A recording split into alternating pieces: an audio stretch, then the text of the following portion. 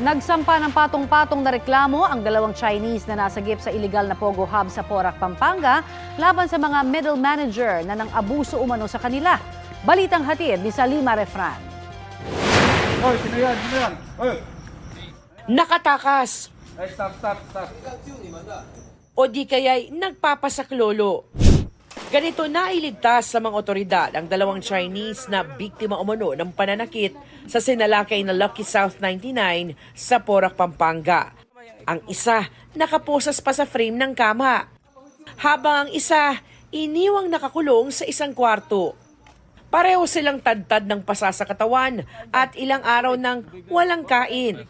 Sinalakay noong isang buwan ng mga otoridad ang Pogo Hub dahil sa mga sumbong ng iligal na aktibidad tulad umano ng scamming, human trafficking, sex trafficking, kidnapping at torture.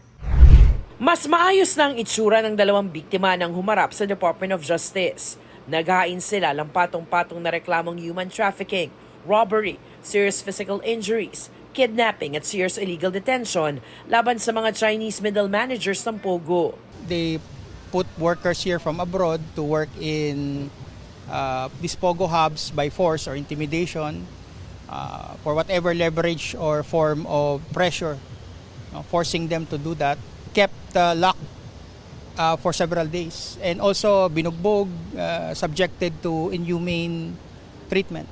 Ang dalawang tinukoy na respondent, parehong mga Chinese at nasa kustodiya ng Presidential Anti-Organized Crime Commission o PAOK. 7 John Doe ang at large pa. Pinangangalagaan rin ng pamahalaan ng mga biktima. We are mindful of the fact that the accused or the persons associated with them may seek to either reach out to them through death threats or through relatives in China. Sasailalim muna sa evaluation ng Department of Justice sa mga reklamo bago magtakda ng preliminary investigation. Ang Lucky South 99 dati nang tinanggi na mayroong iligal na mga aktibidad sa Pogo Hub sa Porac. Salima Refran, nagbabalita para sa GMA Integrated News. Kapuso, para sa mga maiinit na balita, mag-subscribe sa GMA Integrated News sa YouTube. Sa mga kapuso naman abroad, subaybayan nyo kami sa GMA Pinoy TV at sa www.gmanews.tv.